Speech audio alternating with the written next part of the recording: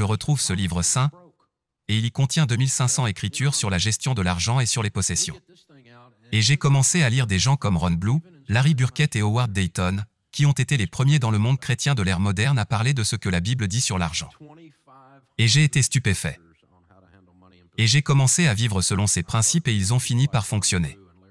Je ne vais pas vous dire que ça a été instantané. Ce ne fut pas instantané. Si vous cherchez à devenir riche rapidement, Dieu n'est pas dans ces affaires de micro-ondes.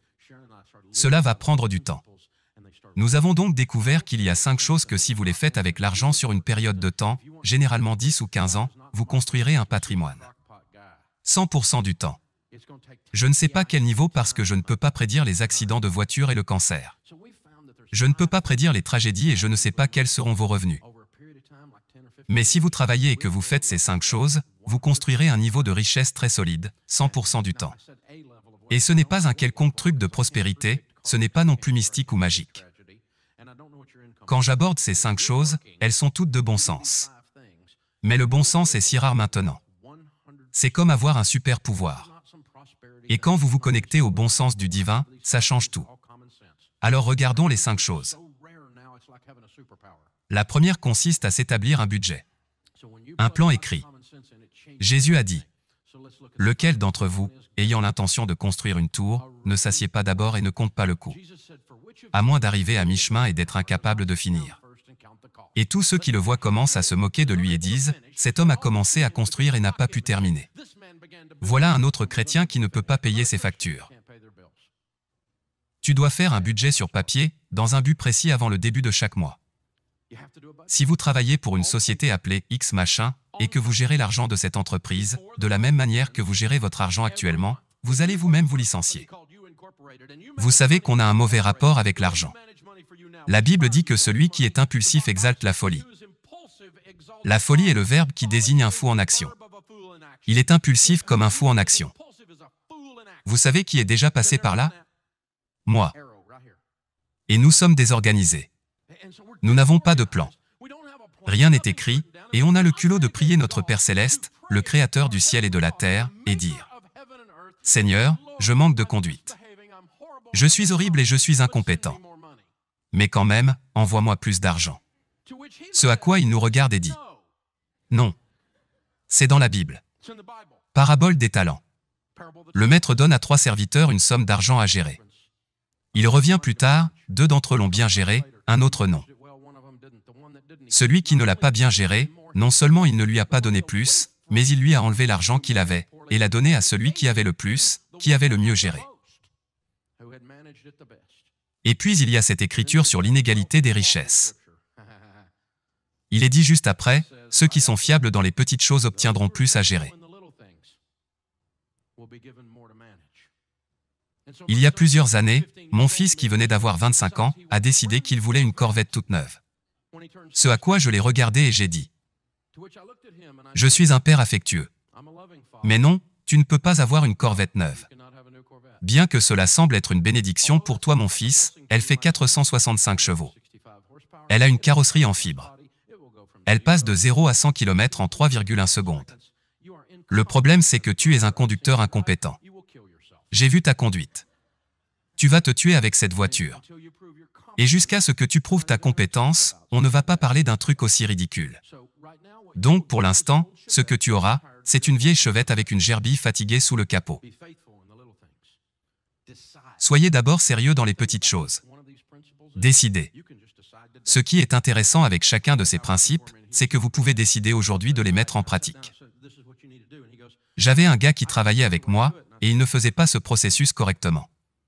Et je me suis assis et je lui ai dit, « Voici ce que vous devez faire. » Et il me répond, « Eh bien, ce n'est pas comme ça que je le fais. » Et j'ai dit, « Alors change. » Et il répond, « Eh bien, je ne suis pas comme toi. » Et je lui ai dit, « Dans ce cas, change.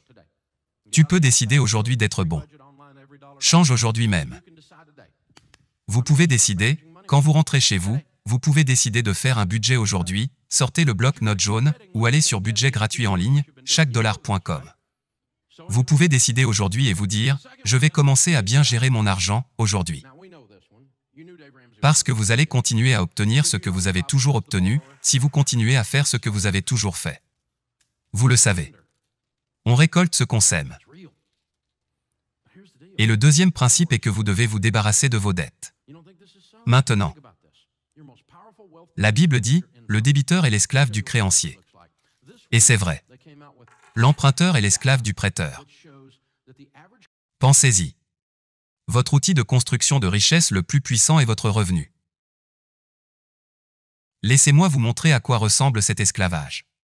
De nouvelles données montrent que le paiement moyen d'une voiture en Amérique aujourd'hui, selon la National Auto Dealers Association, est de 499 $. C'est dangereusement proche de 500. Si vous prenez 500 $ par mois et les investissez de 30 à 70 ans dans un fonds de croissance décent, vous aurez 5,6 millions de dollars. Voilà ce que vous coûte le paiement d'une voiture. Alors, qui vous avez rendu riche?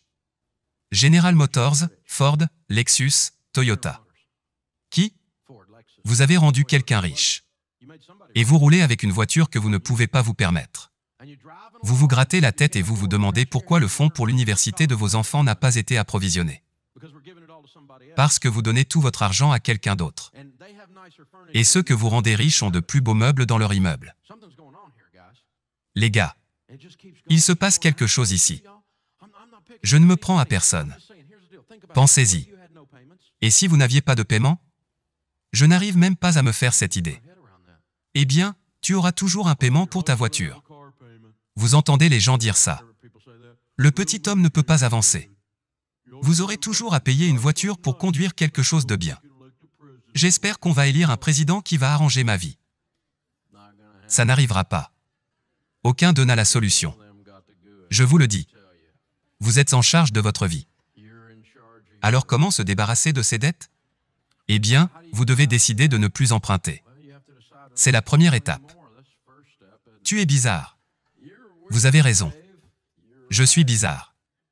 Et je ne suis plus fauché non plus. Troisièmement, une fois que vous avez remboursé vos dettes, vous devez veiller à développer des relations de qualité.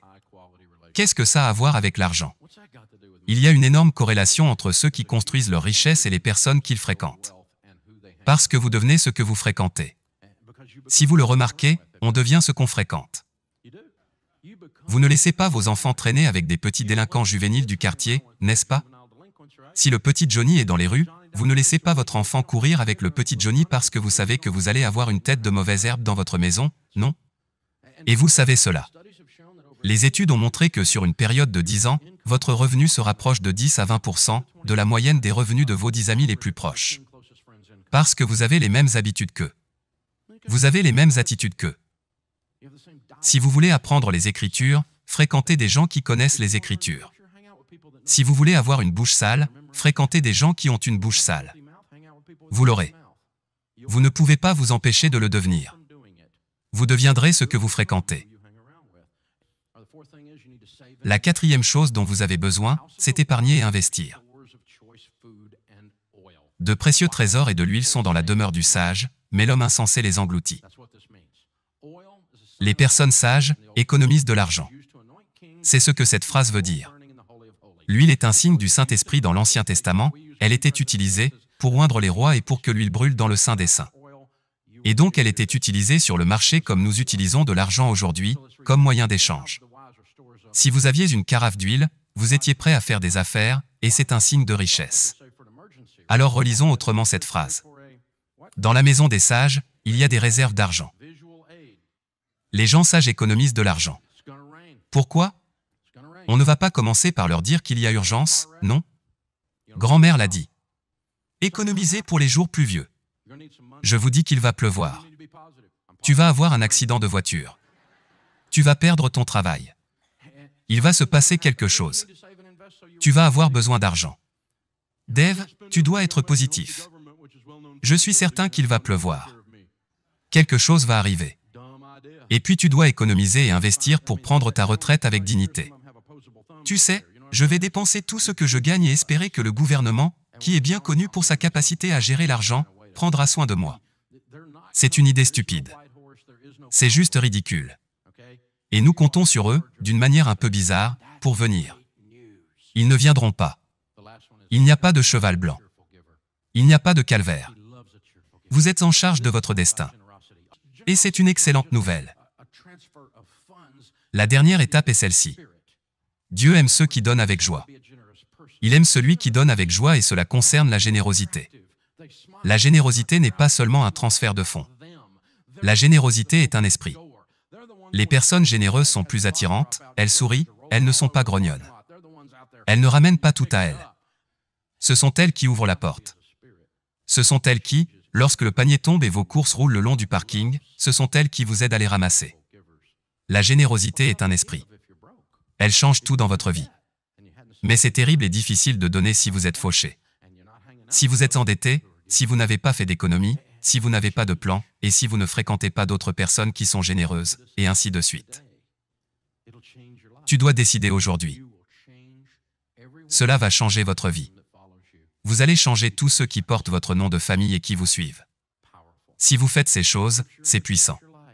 Quand l'Écriture croise votre vie, la vérité de Dieu croise votre vie, elle passe de votre tête à votre cœur, elle change votre comportement et change la trajectoire de votre vie. Elle changera votre arbre généalogique.